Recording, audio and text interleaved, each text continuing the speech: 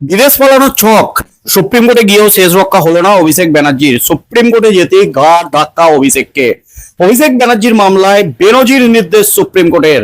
বিদেশে পালানোর ছক অভিষেক ব্যানার্জির, প্রশ্ন কিন্তু তুলে দিয়েছে রাজনৈতিক মহল।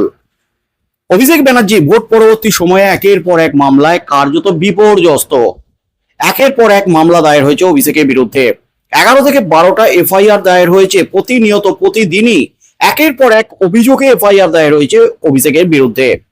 তার মধ্যে অভিষেক ব্যানার্জির মামলায় কলকাতা হাইকোর্ট স্পষ্ট জানিয়ে দিয়েছে, কলকাতা হাইকোর্টের যে নির্দেশ ছিল, কলকাতার কোনো হাসপাতালে বা দেশের কোনো হাসপাতালে চিকিৎসা করান, চোখের অনেক বড় বড় হাসপাতাল আছে, চোখের চিকিৎসার জন্য বিদেশ যাওয়ার কোনো প্রয়োজন নেই। কারণ রাজ্য সরকার যে বাধাটা সৃষ্টি করেছে, অভিষেক ব্যানার্জির বিরুদ্ধে একের পর এক মামলা রয়েছে।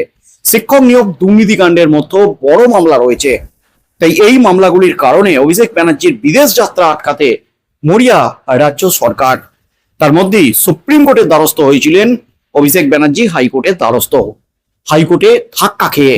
আর সেই মামলাতেই কিন্তু আজ খেলে দিল সুপ্রিম কোর্ট। অভিষেক ব্যানার্জির মামলায় বেনজির নির্দেশ দিয়ে দিল সুপ্রিম কোর্ট। একেবারে কষিয়ে থাপ্পড় সুপ্রিম কোর্টের। এই মুহূর্তের সবচেয়ে বড় খবর, শনির দশা যেন কিছুতেই কাটছে না তৃণমূলের সেকেন্ড ইন কমান্ড অভিষেক ব্যানার্জির। দলের নেতারা একে একে হাত ছেড়ে দিয়েছেন, দলের বিধায়ক সাংসদরা একে একে হাত ছেড়ে দিয়েছেন। একটাই অভিযোগ তাদের, অভিষেক ব্যানার্জি। অভিষেক ব্যানার্জির কারণেই দলের এই ভরাডুবি, অভিষেক ব্যানার্জির কারণেই তৃণমূল কংগ্রেসের সরকারের পতন। একমাত্র অভিযোগের কেন্দ্রবিন্দুতে কিন্তু অভিষেক ব্যানার্জি এবং আইপ্যাককে এনেছিল এই অভিষেক ব্যানার্জি। তার মধ্যেই আজ সুপ্রিম কোর্ট যা নির্দেশ দিল, তাতেই কিন্তু ফের ছোটাছুটি শুরু অভিষেকের। বিদেশ যাত্রার মামলায় একেবারে বেনজির নির্দেশ সুপ্রিম কোর্টের। বিদেশ যাত্রা মামলায় হাইকোর্টের নির্দেশে বিরুদ্ধে সুপ্রিম কোর্টে ছুটেছিলেন অভিষেক ব্যানার্জি। এবার তার আর্জি ফের হাইকোর্টেই ফেরত পাঠিয়ে দিল সুপ্রিম কোর্ট।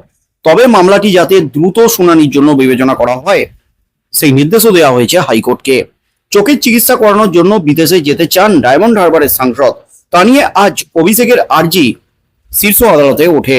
প্রধান বিচারপতি সূর্যকান্ত, বিচারপতি জয়মাল্য বাগচি এবং বিচারপতি ভি মেহনার বেঞ্চে এই মামলাটির শুনানি হয় এবং সেই মামলা আবারও হাইকোর্টে ফেরত পাঠানোর সিদ্ধান্ত নেয় সুপ্রিম কোর্ট। অর্থাৎ সুপ্রিম কোর্ট কলকাতা হাইকোর্টের হাতেই কিন্তু এই মামলার দায়িত্ব দিয়ে দিল।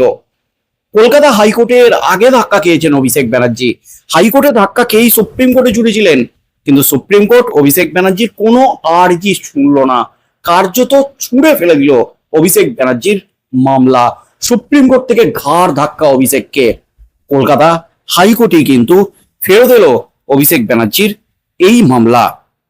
অভিষেকের বিদেশ যাত্রা সংক্রান্ত মামলাটি হাইকোর্টে বিচারাধীন রয়েছে বিচারপতি সৌগত ভট্টাচার্যের এজলাসে। সেখানে গত 20 জুলাইয়ের শুনানিতে বিচারপতি জানতে চান, কলকাতার কোনো চোখের হাসপাতাল থেকে অভিষেক পরামর্শ নিয়েছিলেন কিনা। তবে সাংসদের আইনজীবীর বক্তব্য, তার মক্কেলের আগে থেকেই আমেরিকায় চিকিৎসা চলছে। তবে তার বিদেশ যাত্রায় আপত্তি রয়েছে রাজ্যের। অভিষেকের বিরুদ্ধে যে একাধিক মামলা চলছে, সে কথা তুলে ধরেন রাজ্যের আইনজীবী। এমতো অবস্থায় তাকে বিদেশ যাত্রার অনুমতি দিলে তদন্তের সমস্যা হবে বলে হাইকোর্টে সওয়াল করেন রাজ্যের আইনজীবী। দুপক্ষের বক্তব্য শোনার পরে হাইকোর্ট বলেছিল, প্রথমে এসএসকেএম হাসপাতালে চক্ষু বিভাগের প্রধানের কাছে যেতে হবে অভিষেককে, সেখানে পরীক্ষা করাতে হবে।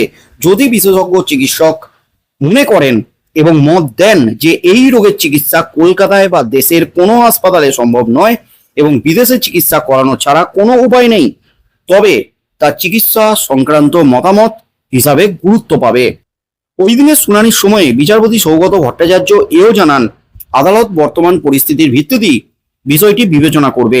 যদি প্রমাণ হয় যে কলকাতার এই চিকিৎসা সম্ভব নয় এবং বিদেশে চিকিৎসা অপরিহার্য, তবে আদালত বিদেশে চিকিৎসার অনুমতি দেওয়ার বিষয়টি বিবেচনা করে দেখবে। অর্থাৎ অনুমতি দিয়ে দেবেই হাইকোর্ট, সে ব্যাপারে কিন্তু নিশ্চিত কোনো পর্যবেক্ষণ রাখেননি বিচারপতি, বিবেচনা করে দেখবে। এই অবস্থায় গত মঙ্গলবার বিদেশ যেতে চেয়ে সুপ্রিম কোর্টের দ্বারস্থ হন অভিষেক ব্যানার্জি। সাংসদের বক্তব্য, ডিজে মামলায় কলকাতা হাইকোর্টের নির্দেশ মেনে তদন্তে তিনি সহযোগিতা করেছেন, তার কণ্ঠস্বরে নমুনা নিয়েছেন। এখন তার চিকিৎসার জন্য আবেদনে সাড়া দিচ্ছে না হাইকোর্ট, কিন্তু সুপ্রিম কোর্টও এই মামলা শুনল না। অভিষেক ব্যানার্জির মামলায় বড় ধাক্কা। অভিষেক ব্যানার্জির বিদেশ যাত্রা, বিদেশে পালানোর ছক, অনেক রাজনৈতিক মহল এমন কটূক্তি ছুড়ে দিচ্ছেন, সোশ্যাল মিডিয়া জুড়ে অভিষেক ব্যানার্জিকে বেনজির ভাবে আক্রমণ চালাচ্ছেন। শুধু রাজনৈতিক মহল নয়, তৃণমূলের বিক্ষুব্ধ যে সমস্ত নেতারা, তারা পর্যন্ত এই ধরনের মন্তব্য করছেন। তবে অভিষেক ব্যানার্জি তার খারাপ সময় যেন এখন কিছুতেই কাটছে না। বেনজির ভাবে ধাক্কা খাচ্ছেন রাজ্যে, একের পর এক ধাক্কা। তার মধ্যেই বিদেশ যাত্রার অনুমতি চেয়ে কলকাতা হাইকোর্টে ছুটো, শেষ রক্ষা হয়নি। এছাড়াও হাইকোর্টে একাধিক মামলা চলছে। অভিষেক ব্যানার্জির রক্ষা কবচ মামলা, যে হাইকোর্টে রক্ষা কবচ মামলা, অর্থাৎ অভিষেক ব্যানার্জির বিরুদ্ধে যে এফআইআর দায়ের হয়েছে, যাতে পুলিশ প্রশাসন কোনো কড়া পদক্ষেপ বা গ্রেপ্তার না করতে পারে, তার জন্য এই মামলা দায়ের হয়েছে। এই মামলাগুলি হাইকোর্টে চলছে। তাই একের পর এক মামলা যেহেতু হাইকোর্টে বিচারাধীন, এমতো অবস্থায় অভিষেক ব্যানার্জির বিরুদ্ধে তদন্তও কিন্তু চলছে সমস্ত এফআইআর এ। এই সময় যদি বিদেশে চলে যান, তাহলে কবে ফিরবেন তার গ্যারেন্টি কে দেবে? বিদেশ থেকে ফিরবেন যে, তার গ্যারেন্টি কে দেবে? তাই এই তদন্ত ক্ষতিগ্রস্ত হতে পারে। রাজ্যের যুক্তিতে কার্যত সিলমোহর লাগিয়ে দিয়েছেন বিচারপতি সৌগত ভট্টাচার্যের বেঞ্চ। সেই নির্দেশের বিরুদ্ধে সুপ্রিম কোর্টে গেলেন অভিষেক ব্যানার্জি। সুপ্রিম কোর্টে 3 বিচারপতির স্পেশাল বেঞ্চ বসেছিল আজ অভিষেকের বিদেশ যাত্রার মামলা প্রধান বিচারপতির এজলাসে। কিন্তু প্রধান বিচারপতি সহ অন্যান্য বিচারপতিরা একেবারে যৌথভাবে যে নির্দেশটা দিলেন, কোনো রেয়াত নয়, বিদেশ যাত্রার মামলা হাইকোর্টেই শুনানি হবে। সুপ্রিম কোর্ট এই মামলা শুনানি করবে না। সমস্ত আইনি যুক্তি ও দুপক্ষের বক্তব্য বিস্তারিত শোনার পর সুপ্রিম কোর্ট এই মামলাটি আবারও হাইকোর্টে ফেরত পাঠিয়েছে। আগামী 1 সপ্তাহের মধ্যে এই বিষয়ে নতুন করে উপযুক্ত সিদ্ধান্ত নেওয়ার জন্য কলকাতা হাইকোর্টকে নির্দেশ দিয়েছে শীর্ষ আদালত। এদিনের শুনানিতে অভিষেকের আইনজীবী জোরালো সওয়াল করে জানান যে, চোখের জরুরি চিকিৎসার জন্য তার মক্কেলের অবিলম্বে বিদেশ যাওয়া অত্যন্ত প্রয়োজন।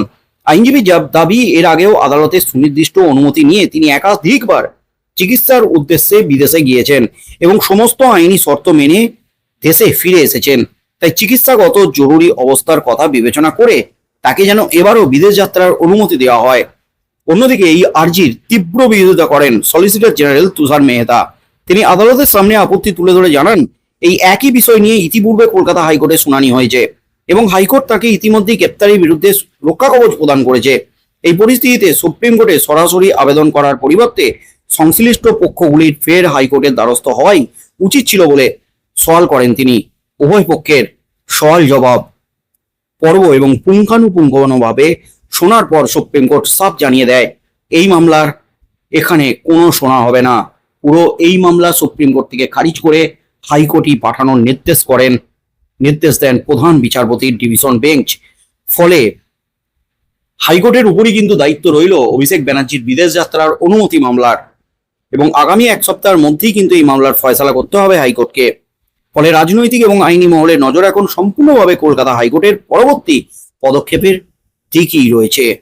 কি হতে চলেছে, কি নির্দেশ দিতে চলেছে হাইকোর্ট, সেদিকেই চোখ থাকবে গোটা রাজ্যের।